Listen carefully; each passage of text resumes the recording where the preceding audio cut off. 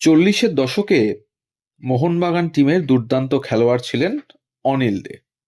কিন্তু গল্পটা অনিল দেকে নিয়ে নয়।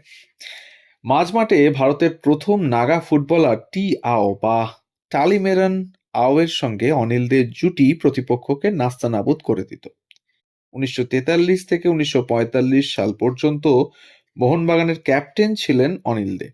এহেন জনপ্রিয় ও কৃতি এক ক্যাপ্টেনের প্রেয়সী সুন্দরী অনুভাকে কলকাতা ময়দানের ফুটবল প্রেমীরা ভালো মতোই চিনতেন। হ্যাঁ, ঠিক ধরেছেন।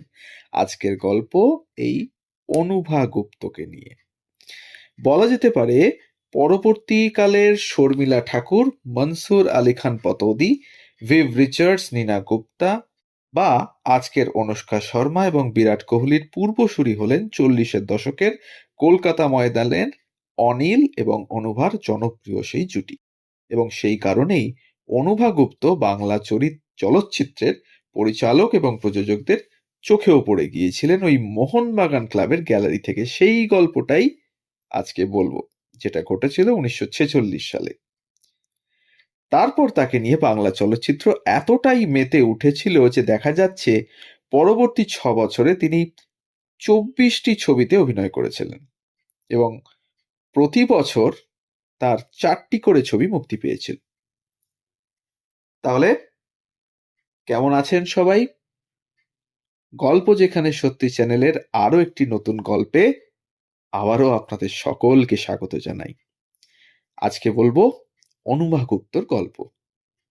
আমাদের চ্যানেলে নতুন হলে অবশ্যই আমাদের চ্যানেলটিকে সাবস্ক্রাইব করে একটু পাশে থাকবেন, আর বেল আইকনটিকে প্রেস করতে ভুলবেন না, যাতে পরবর্তী গল্প খুব তাড়াতাড়ি আপনাদের কাছে পৌঁছে যায় তার জন্য। অনুভার আসল নাম ছিল মৃদুলা। জন্ম ১৯২৯ বা মতান্তরে ১৯৩০ সালের ২৭শে ডিসেম্বর অবিভক্ত বাংলার দিনাজপুর জেলায় মামার বাড়িতে। বাবার নাম রমেশ চন্দ্র গুপ্ত এবং মা আভা।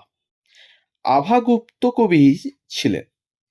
তার কবিতা ভারতবর্ষ পত্রিকায় নিয়মিত ছাপা হতো। মৃদুলার প্রথাগত শিক্ষা শুরু প্যারিচারণ গার্লস স্কুলে ও তারপর বাণীপীঠ বিদ্যালয়। বাবা রেলে চাকরি করতেন বলে তাকে চাকরির সূত্রে বিভিন্ন জায়গায় ঘুরতে হতো, তাই মেয়েকে তিনি শান্তিনিকেতনের পাঠভবনে পাঠিয়ে দিয়েছিলেন। সেখান থেকেই ১৯৪৫ সালে মৃদুলা প্রবেশিকা পরীক্ষা পাশ করেন।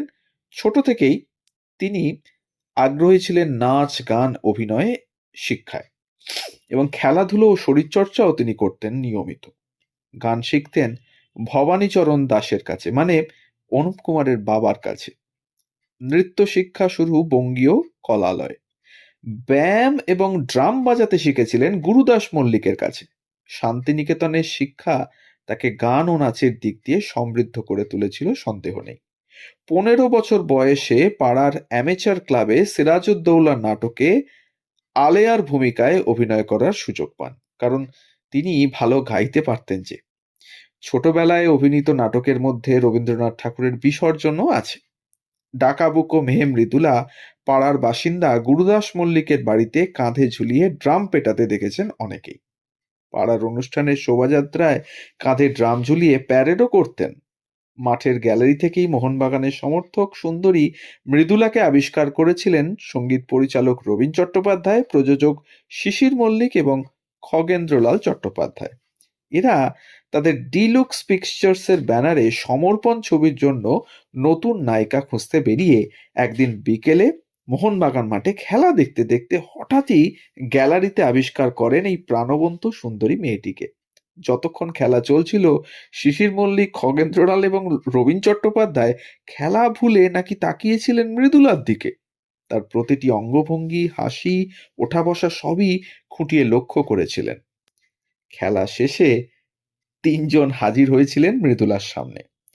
৩ অপরিচিতকে দেখে তিনি কিছুটা ভীত হয়ে পড়েছিলেন।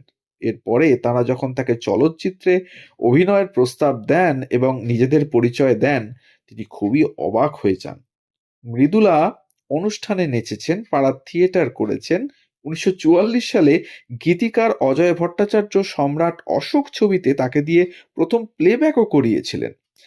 দেবকী বসুর সহকারী অপূর্ব কুমার মিত্র পরিচালিত দ্বিভাষিক সন্ধি ছবির জন্যও প্লেব্যাক করেছিলেন তিনি। সে ছবি বক্স অফিসে সাফল্যও পেয়েছিল। এছাড়া কর্ণার্জুন ছবিতেও গান গেয়েছিলেন তিনি। তখন ইচ্ছে হয়েছিল কানন দেবীর মতো তিনিও বড় গায়িকা হবেন একদিন, কিন্তু সিনেমায় অভিনয় এমন কথা তিনি স্বপ্নেও ভাবেননি। তবে শিশির মল্লিক জোর করেছিলেন, সাহস জুগিয়েছিলেন। তখন বাংলা সিনেমায় কানন দেবী, চন্দ্রাবতী দেবী, মলিনা দেবীর মতো বিরাট মাপের অভিনেত্রীদের সঙ্গে রেণুকা, সন্ধ্যারানী, পদ্মা দেবীর মতো রমরমা বাজার। তাদের নামেই ছবি হিট হয়ে যায়। এরা থাকতে মৃদুলাকে কেন বেছে নেওয়া হচ্ছে তা ভেবে পাননি কেউ। তাই এই প্রস্তাবকে তিনি একটা খেলনা পাওয়ার মতোই মনে করে মজা পেয়েছিলেন। মৃদুলা গাইতে পারেন, নাচতে পারেন জেনে শিশির মল্লিক, রবীন চট্টোপাধ্যায়দের উৎসাহটা আরো বেড়ে গিয়েছিল। কারণ নতুন নায়িকা পাওয়া তাদের কাছে তখন অপরিহার্য হয়ে উঠেছে যে। ফলে নতুন এক নায়িকাকে তৈরি করে নেওয়ার দরকার ছিল নিউ থিয়েটার্সের বাইরে অন্যান্য প্রযোজকদের। কানন দেবীর যুগের অবসানের পর সুচিত্রা সেনের যুগ শুরু হওয়ার মধ্যবর্তীকালে পরিচালক ও প্রযোজকরা মৃদুলাকে অনুভায় বদলে নিয়ে চলচ্চিত্র ব্যবসার অনিশ্চয়তাকে কাটাতে চেয়েছিলেন।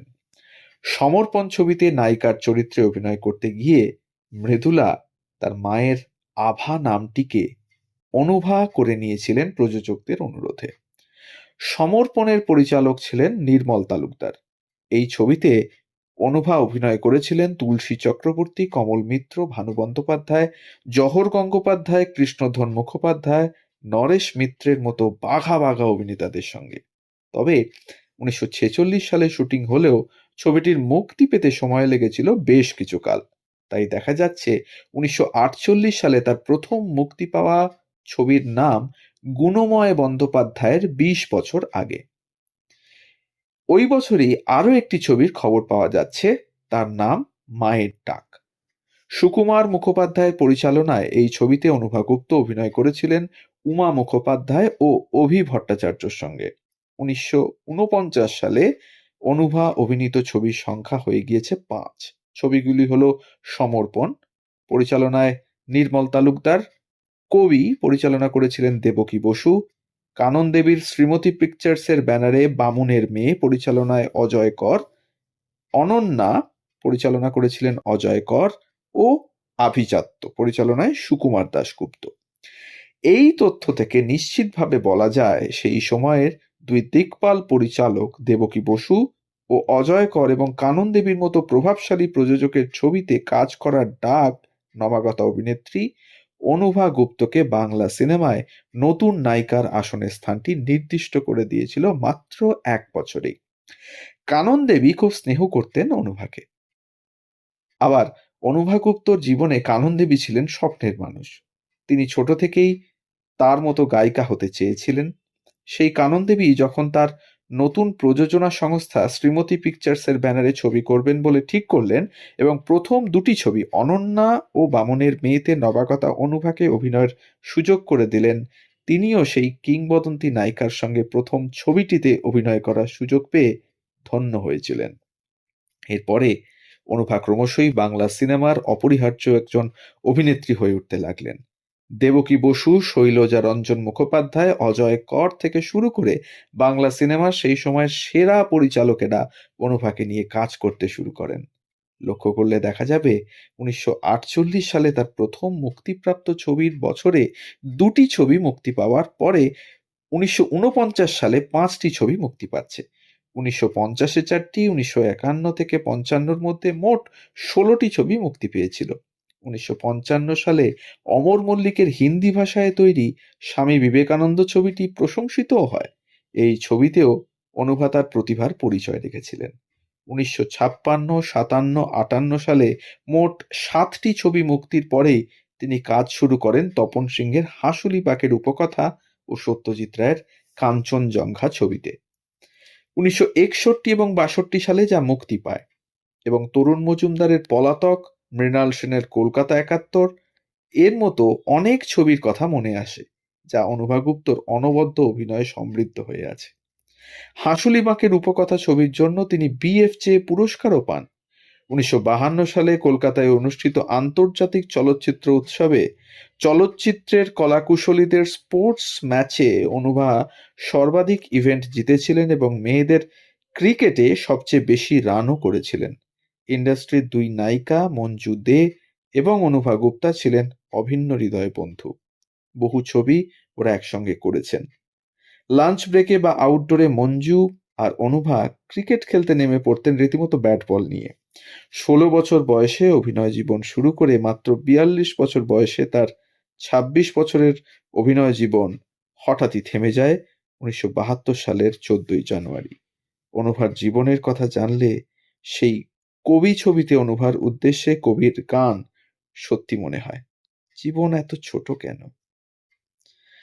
দাহর ধোঁয়া হয়ে আকাশে মিলিয়ে গেলেন অনুভা, যার চিতা ঢেকে দেওয়া হলো কৃষ্ণচূড়া ফুলে ফুলে।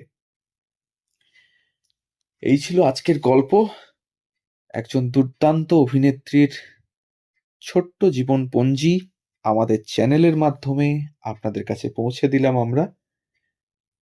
আমাদের ইনফরমেশনস যদি ভালো লাগে তাহলে একটা লাইক, একটা কমেন্ট আর একটু শেয়ার করবেন আমাদের গল্পগুলো, যাতে পরবর্তীতে আমরা অনেক মানুষের কাছে পৌঁছে যেতে পারি আমাদের তথ্য সমৃদ্ধ গল্পগুলো। সবাই ভালো থাকুন, সুস্থ থাকুন। ধন্যবাদ।